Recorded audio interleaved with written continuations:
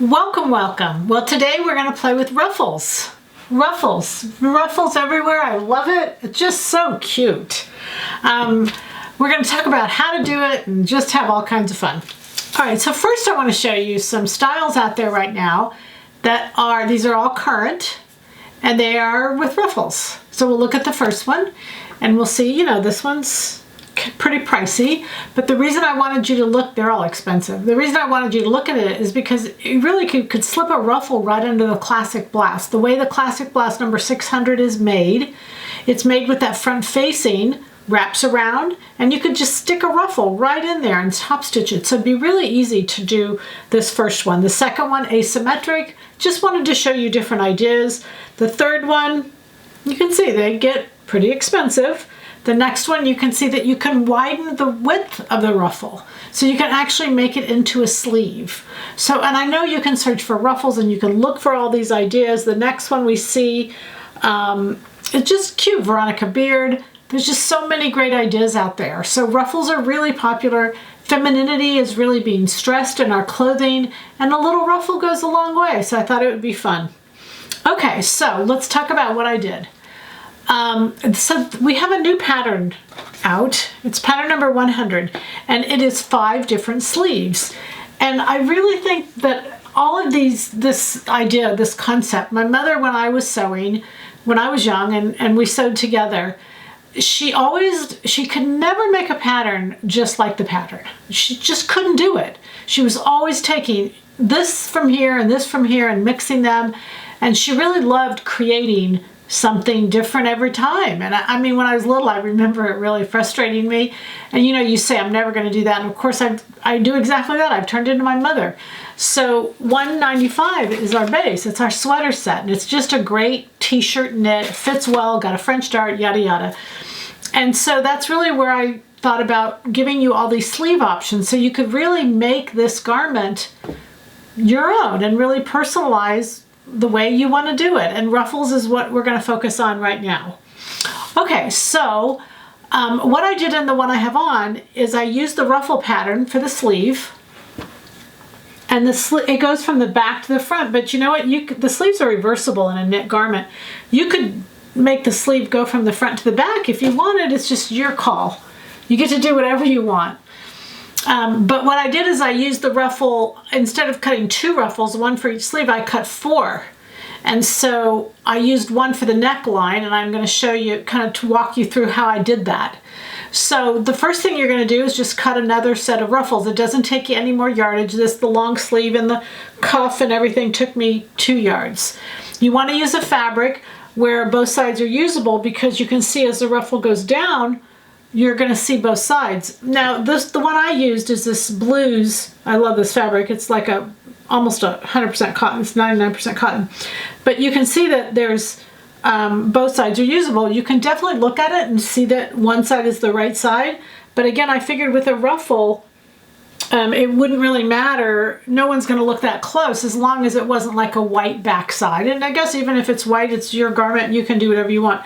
But anyway, so that's something really nice and drapey. This has stretch in one direction. It won't affect the ruffle. It will affect the cuff. You want to make sure the cuff goes around. So that's what I chose for my fabric. And I just put up yesterday or the day before a bunch of fabrics that both sides are usable. They're solids. They're great. They're perfect for this. So that was the whole reason we put them up, was for you to make yourself a little ruffle top. Okay, so then I'm going to take the ruffle and I cut it the second time. So now I have 4 of them. I used 2 for the sleeves and 2 for the neckline.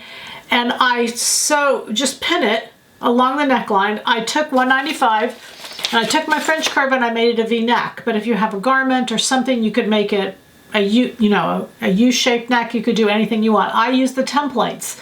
Those neckline templates we have, the V-neck, that's what I used. And so it made it really easy to just lay it on and cut it off. Okay, so I cut out the sweater set. Then I used my templates, my neckline templates. I laid it on and I used the V-neck. There's a V-neck on there. I'm not using the band, obviously, but I'm just using the V-neck. All right, so then I have my ruffle and I pinned it together. I finished the neck edge, and then you go to your ruffle directions because it shows you how to attach the ruffle. But in this particular case, I finished the edge and I just did a rolled edge. But when you're dealing with a knit, You wouldn't even need to do a finish. You could leave them raw. I just wanted to do them because I wanted the dark edge. Almost, I wanted it to look kind of a little bit like a piping. So, but then after you do that, you pin it onto the neck edge to where it's a 1-to-1. And then when the V stops, you're going to sew the ruffle together.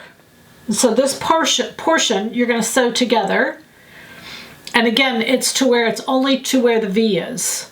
And then you're going to take the right side of the ruffle and you're going to put it in the wrong side and you're going to sew the V. And you sew to the V and then sew to the V. Don't try to turn directions, just sew it all to the V to meet the ruffle. And then you flip it to the outside.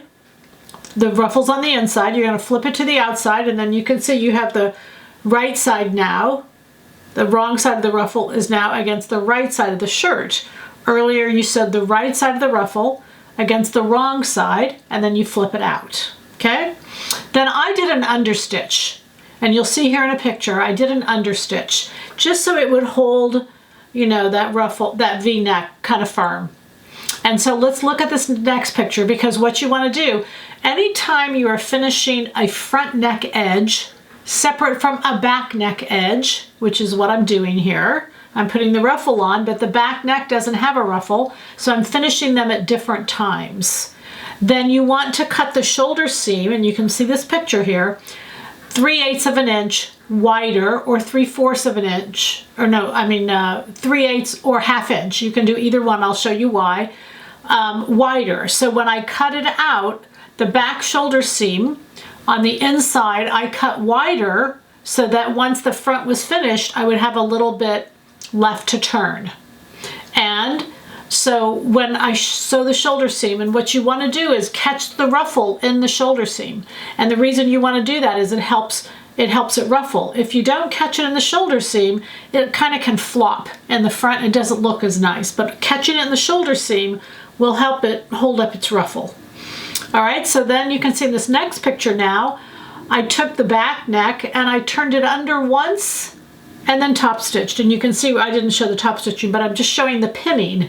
And so you get a very nice looking neck edge all the way across the back, and then it comes to the ruffle in the front. It also, by turning the back under one time rather than just serging it and turning it, but by turning it under, it gives it a little more weight and a little more stability across the back. And it has a tendency to balance out the weight of the ruffle a little bit more. So it just holds it a little bit better. All right, so that's how I finished that. Then remember that this part was sewn together. I opened it up and I stitched it down right to the shirt. I figured out where the center seam, you know, there's no center seam, but where the center front is, and I just top stitched it right down the middle. Now you're not going to see all that because the way the ruffle falls and it's attached, if you don't, the ruffle will swing and it won't lay as well. And you can try it because you don't do that until the very last thing, but you can try not letting it not stitching it down, and you can just see the stages that you go through and see the variances as to see why you stitch it down. But all I did was figured out where about the front was. It doesn't have to be exact, but stitched here and stitched all the way and then back stitched. And it just hangs really nice and it's stable and it looks really nice. All right, and then you go ahead and finish your sleeves. That's according to the directions. You set those sleeves in. And you can decide, like I said, this part of the ruffle, we intended it to start in the back and, you know, have the ruffle come along to the front. But you could certainly do it the other way, and you could put switch the sleeves and make them like that. So the ruffle starts in the front and goes to the back. Whatever way you decide, it's up to you. But either way you decide, it's perfect to have a little ruffle top right now. And just simply by taking a ruffle and repeating it for the neckline, you get 4 ruffles in one. Anyway, the goal is to help you have happy sewing. We just love doing this and just make a fun ruffle top. So happy sewing from Silhouette Patterns.